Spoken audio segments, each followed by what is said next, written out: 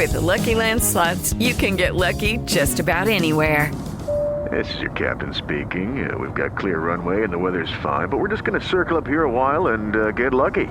No, nothing like that. It's just these cash prizes add up quick. So I suggest you sit back, keep your tray table upright, and start getting lucky.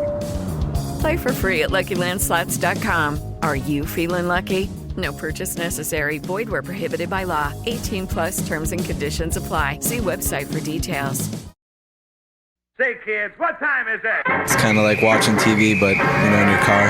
104.7 The K. Mike the Intern, Jay Stevens in the studio. Dark Side of the Stream, episode 191. Back this week. Almost to 200, man. Know, right? Holy cow. How the hell have we done this 200 times? We've watched so much crap. A few good ones. Pretty good, some, but I think the crap outweighs the good, in my opinion. Either way, this week was Jay's pick. It was a good one. It was not a crappy documentary. I think we both can agree on that. It is called How Music Got Free, and it talks a story about how in the mid to late 90s, during the CD boom, a small town was basically responsible for all of us getting albums when we shouldn't have. You guys know you were downloading music for free, pirates. Let's talk about thieves. That. Let's talk about that perspective first. In the mid to late 90s, I was one of the lucky ones that actually got myself a burnable CD. So I would say probably 97, 98. That was, man, remember when you got that first? You could actually burn your own CD. I never bought a new album. I never bought a new CD again forever. I mean, anyone that got a new one come to my house, can I rip that? And then rip it? So in a sense, that was one way. Well, I was happy to put my own music. I'd record music and put it on a CD. Dude, that might be a demo. Dude. Yeah. When we could upload them to MySpace and all that stuff, that was just like completely, you were like, oh my God, as a musician, that was pretty cool. As a consumer, LimeWire and Napster definitely changed everything for me, because I, as obsessed as I am about music, even as far back as to this point in the mid 90s, I'd hear songs on commercials and be like, oh my God, what's that? That would lead me to find out the artist. And then you don't want to go to a record store or Borders or whatever and buy a CD for $25, $30 based off of 30 seconds of a song that you may or might not like. So what do? You rip it. Allegedly. We don't want to say that Mike, the intern, stole the music off the internet. Seems how he deals with record labels every week. Well, that's the thing. I think in essence, artists obviously aren't getting a fair shake when it comes to streaming services, but at least it's something. Music isn't free, especially. I mean, it kind of is and it isn't. It is in the sense of a radio like we work in, because it's you don't a very have to pay attention to interesting listen to it, scene, but you don't get any choice in that. Same thing with kind of Pandora, but Spotify, if you pay a month, you get to listen to access so much music. It's like there is no way you're going to get to the end of that ever, because there's new stuff being released all the time. Well, stuff that we are still finding out from eras that we play all the time. I mean, it changed. You'd have to buy the cassette or buy the album, and all of a sudden you could get free music. And the part of the documentary that was crazy was when the record label execs were in a meeting and somebody came in there with a computer and was like, look at this. And all their artists were free. But changed the game, man. But they, honestly, and this was driven home, is even though the labels are upset about that, they were screwing the artist anyway. They were already screwing the artist to begin with. The one that some of the artists were like, the biggest hit was the labels took the biggest hit. The suits. And how they did that, my friend, is something they're actually doing again right now as we speak. And we'll talk more about that, how music got free. Dark Side of the Stream on 104.7. Mike the Intern, Jay Stevens back in the studio. Dark Side of the Stream, episode 191, how music got free. So Jay mentioned at one point a guy comes in with a computer and shows him, like, they brings up LimeWire, like, look at all these records they can get for free. Well, before that, it was very interesting because it all makes perfect sense now to me. Especially, I think I kind of knew this, I had the feeling about this, but after seeing it, it definitely hit home. Okay, so in the mid to late 70s, music flatlines, music purchasing level flatlines. You have all these great artists and stuff, but it's not increasing. Why? Well, because at a certain point, you can't get, people already have these records, right? Or there is only a certain amount of people in public that are buying new albums, or so eventually that's just going to flatline until they come out with a new awesome technology, crystal clear digital CD. So now everyone that had massive record collections are giving those away for free.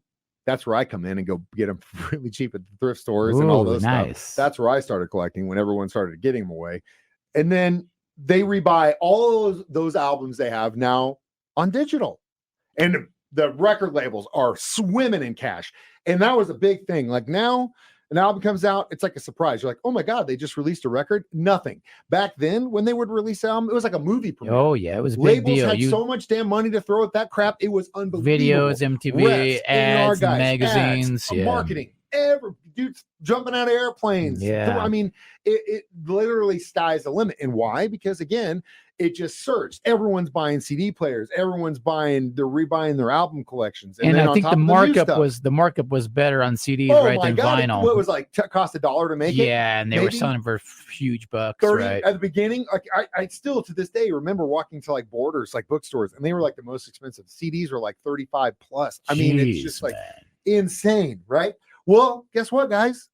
They're doing it to you again. Mm-hmm. All of you that sold your record collections that are getting back into vinyl, you're rebuying those albums. I noticed albums are expensive. I don't buy them, but I did. My kid was looking, and I was like, "Oh my gosh, I can't believe these old albums they're new. They're expensive." There's a case to be made for the audiophile. For example, there are represses of albums that might not have sounded good when they came out. They've repressed them using the original masters. Sometimes that works out and it sounds better. But again, they're doing it all over again. It's essentially, but it's crazy to me because now vinyl records is the most physical sold media over CDs. Right, which is so crazy, now everyone's right? rebuying their stuff. And you got all these kids that never bought CDs in their life that they're starting record collections. Yep. So there's a lot of money to be made. Unfortunately for the labels, a lot of scams. There were two dudes that basically just two guys that ran this whole thing. Which Amazing. Blows my mind. Amazing that it was some teenage kids, really, basically. That's the thing. Behind we'll all get this. to this in the meat of this documentary next. 104.7 The Cave. 104.7 The Cave. Mike the Intern, Jay Stevens back in the studio. Dark Side of the Stream, episode 191, How Music Got Free. So we talked about, or at least I did, my own personal pirating experience, why the labels were so pissed off about it. And really, I just, as a kid again, when you would find albums that just got released or hadn't been released at all yet, you had to think like, well, is there someone like individually in each one of these camps, like someone working with this artist that's like, oh yeah, that gets passed around. Maybe it's a DJ that got, access to it earlier and uploads it. No, man, for the most part, two individuals. Yeah. Teenagers, basically young kids who kind of get with a computer. What a scam. What a great hustle these guys figured out, man. They had a guy that worked at the CD printing plant. Maybe, and that community, that one little spot would go around the world and everybody got free music from that one dude. It's crazy. For one, they used that place to build the CD manufacturing plant. Secondly, pretty much everyone in that community either wanted to work or worked there. But again, yeah, it came down to just one guy. And I remember too, they came down hard. Like for a while, the thought was like you could go to serious prison time if you got caught pirating music. I never got popped when I was living with my parents. The only time I ever got popped was years later. I'm gonna sound like the biggest nerd in the world. Uh-oh. Whenever they were airing the final season of Battlestar Galactica on Sci-Fi, I had to go camping with a bunch of friends for some kind of thing, and I was gonna miss the last episode. Here we go. So you teased me for Backstreet Boys. Dude, Battlestar Galactica is arguably one of the greatest sci-fi dramas of all time. The nerd is strong with this one. Let me ask you, have you watched it? I've seen some. Yeah, when I was watched a kid. The entire episode, not the 70s Battlestar Galactica. I'm talking about the redo in the early 2000s. No, I'm talking about the 70s. No, that's not what I'm talking about, dude. I'm talking about the one they redid in the early 2000s. Watch it. I have listened to the Backstreet Boys and it's trash. Until you've watched the most recent Battlestar Galactica, you have no foot to stand on. That's the sweeper nerds, for this one right here. When he's calling us out, call him between the hours of 3 and 7, 417-863-7104, and give this man all your hate. Either way, I got popped because I was downloading it when I got back from camping. All my internet was shut down. What happened? Everything was shut down. I tried to get online. I was like, what the hell's going on? And then I saw an email. It basically said, is so like from your service provider or from it was through, I want to say if it was Mediacom or AT&T, I can't remember off the top of my head, but it's basically like you got popped from this company for doing this. All you have to do is print this out, sign it, and then send it back, and then we'll turn you back on. That's it. That's all I had to do. Wow. So I mean, obviously I never got caught later, but yeah, that's the one Wow. time I got in trouble for downloading something illegal, and it was a TV show, not music. Either way, you obviously haven't got popped. No, I would grab songs and stuff like that, and I remember. I mean, the biggest one that I remember doing was that new Spider-Man movie had come out, and I was trying to download that, but I know it was taking like days and days. I don't think I ever really got it. The one that had the Twin Towers, the controversial scene, I'm deleted surprised scene. You being the guy that you are, in the freaking hustle and the scams, that you weren't in some sort of bootleg movie turnaround. Oh, deal. I was selling that copy of Spider-Man down on Hollywood Boulevard for $5 a pop. I was doing some bootlegging of karaoke songs because a buddy had discs of like he purchased that all. You would have to buy. You used to have to carry around a booklet of yeah, when you ran karaoke. Yeah. When the CD ripper came, I go, I could just rip all these. It was a CDR plus or whatever, so you could also have the visuals. Yeah. So I bootlegged his entire karaoke catalog, so that I'd have my own. And then he had a gig for a long time after that. Made it release a lot better than selling bootleg copies of movies on the streets. Either way, we'll come back with our reviews of this documentary next. Dark Side of the Stream on 104.7 The K. Mike the Intern, Jay Stevens back in the studio one more time. It is Dark Side of the Stream, episode 191. How music got free. In the end, I think I don't really think there's a clear winner or loser in here. Yeah, nobody really got too busted either. No. He's got all these teenagers, little clique of guys that were responsible for all this. I mean, you look about how much money is to be made in the music industry via album sales, merch, and or live music, and we're still fighting that battle with the government and Live Nation and Ticketmaster and all these labels. Yeah, the scam just went to tickets now. And, service fees. And rebuying your vinyl collection and all these things.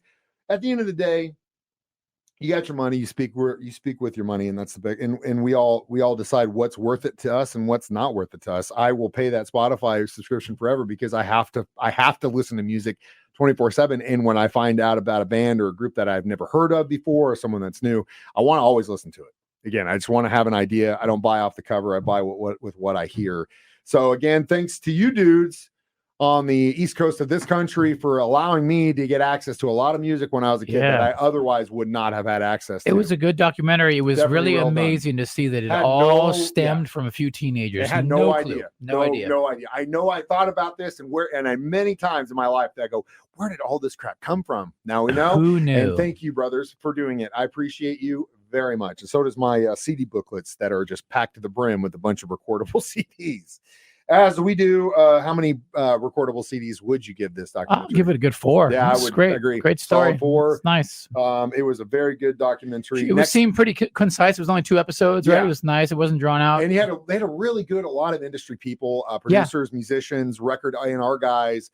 Obviously, the people that worked at the plant too, but they actually got some access. Talk to the actual guys. Teenagers that did it. You could tell we're still a little burnt about some of those wild.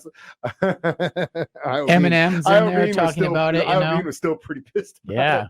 Hey, man, Jimmy, you stole stuff too. So stop dragging my heart around, bud. Shouldn't have stole that song from Tom Petty. It's karma, my friend. Either way, next week it's my pick. It's a very short documentary about the Brat Pack. It's called Brats on Hulu, and it should be short, but it should be pretty. The Brat nice. Pack. Yeah, you remember that? Yep, I do. And those kids, the pretty boys. Yeah, the pretty boys. Well, they, Judd, he was the tough dude. He was the J of the group. You know what I mean? I love it. Yeah. Either way, we'll discuss that next week. As always, you can watch these live, Facebook or YouTube at 9 a.m. on Thursday. Listen to them for free as a podcast on our 104.7 The Cave app, or during my show at 9 a.m. or Jay's show at 6 p.m. Again, I'm Mike the Intern. That's Jay Stevens. We watch movies documentaries, so you don't have to. It's Dark Side of the Stream on 104.7 The Cave. Hey, everyone. It is Ryan Seacrest here. Ready to heat up your summer vacation? Get ready. Things are about to get sizzling at Chumba Casino. Your summer getting a whole lot hotter with a special daily login bonus waiting just for you. So Sign up now for Reels of Fun and Reels of Prizes right here at Chumba Casino with yours truly. Join me at ChumbaCasino.com and dive into a summer of social casino fun. Sponsored by Chumba Casino. No purchase necessary. VGW Group. Void where prohibited by law. 18 plus. Terms and conditions apply.